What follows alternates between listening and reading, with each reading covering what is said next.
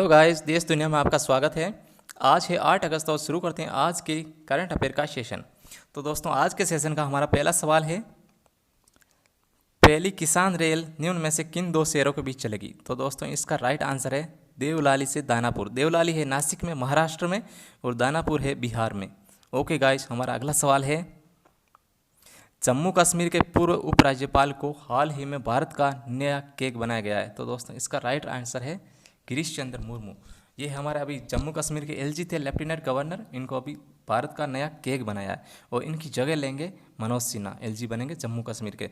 और दोस्तों, ये जो गिरीश चंद्र मुर्मू है, इन्होंने अभी राजीव महर्षि की जगह ली है। राजीव महर्षि पहले इनसे पहले केक थे। ओके, और हमारा अगला सवाल है, भारतीय रिजर्व बैंक की मौद्रिक नीति समिति ने रेपो रेट कितने प्रतिशत बनाए रखने की सर्वसम्मति से फैसला लिया है? तो दोस्तों, इसका राइट आंसर है 4%। ओके गाइज, हमारा अगला सवाल है, हाल ही में किस राज्य सरकार ने तेंदुपत्ता संग्राहक सामाजिक सुरक्षा योजना की शुरुआत की है?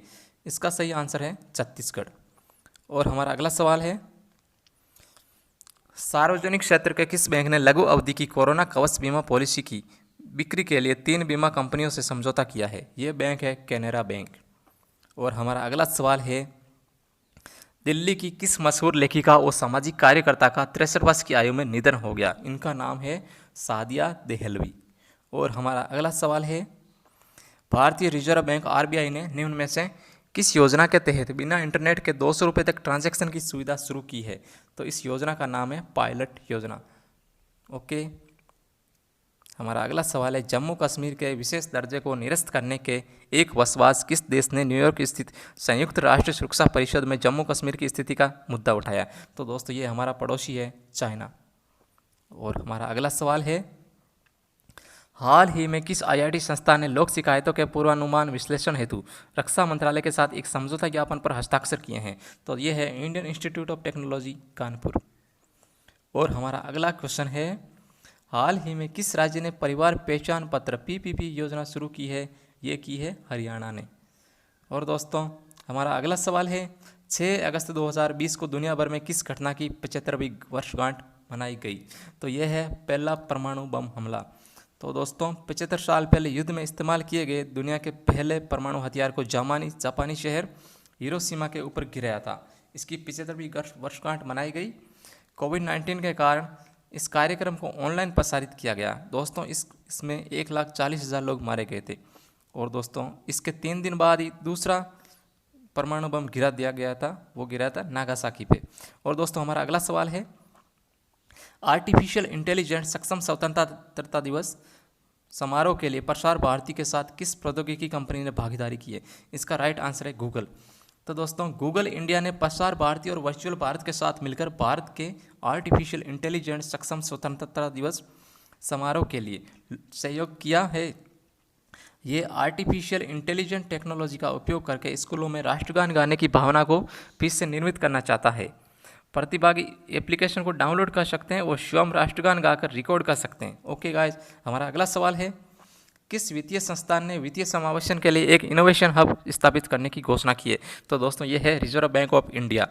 इन्होंने हाल ही में घोषणा की है कि ये वित्तीय समावेशन की चुनौतियों से निपटने के लिए स्टार्टअप की सहायता के लिए एक नवाचार केंद्र की स्थापना करेगा। हब कुशल बैंकिंग लेन देन के लिए समाधान प्रदान करता है। ओके गाइज, हमारा अगला सवाल है, भारत ने मछली पकड़ने की सुविधा का विस्तार करने के लिए किस देश को 18 मिलियन अमेरिकी डॉलर का ऋण दिया है? तो ये है दोस्तों हमारा मालदीव। मालदीव को भारत ने अभी 18 मिलियन अमेरिकी डॉलर का ऋण दिया है। और मालदीव इंडस्ट्रियल फिशरीज कंपनी है मिपको में मछली पकड़ने की सुविधाओं के लिए विस्तार के लिए एलओसी को बढ़ाया गया है। ओके गाइस, हमारा अगला सवाल है,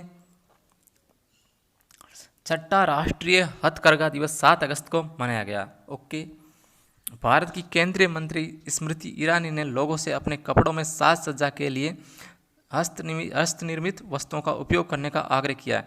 दोस्तों, इसी दिन 1905 में स्वदेशी आंदोलन लॉन्च हुआ था। ओके गाइस, हमारा अगला सवाल है, प्रोफेसर प्रदीप कुमार जोशी को यूपीएससी के नए चेयरमैन बनाया है। ओके, और जोशी अभी वर्तमान में इस आयोग के अध्यक्ष थे। हमारा अगला सवाल है दोस्तों, एनईपी नेशनल एजुकेशन पॉलिसी के तहत उच्च शिक्षा में परिवर्तनकारी सुधार पर कॉन्क्लेव आयोजित किया गया।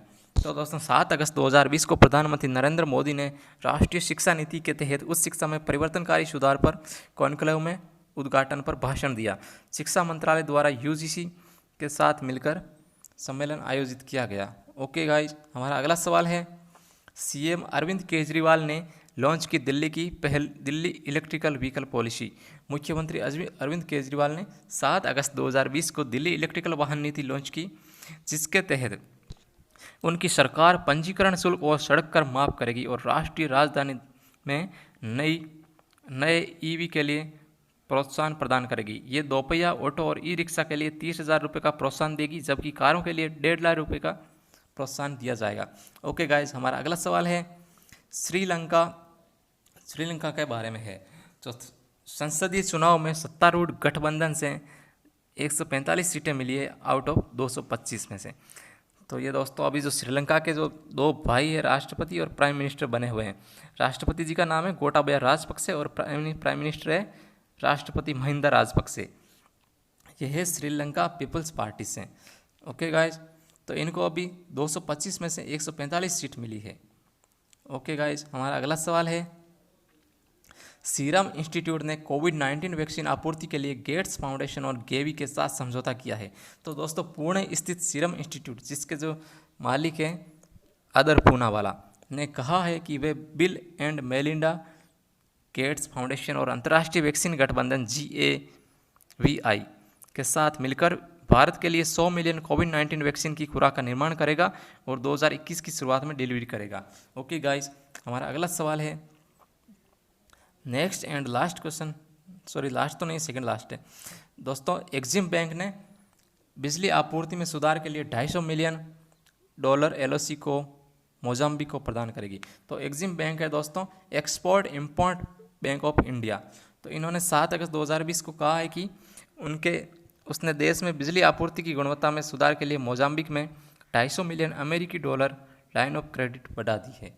तो दोस्तों हमारा अगला सवाल है, भारत ने 2021 में T20 वर्ल्ड कप की मेज़बानी के अधिकार को बरकरार रखा है और जो हमारा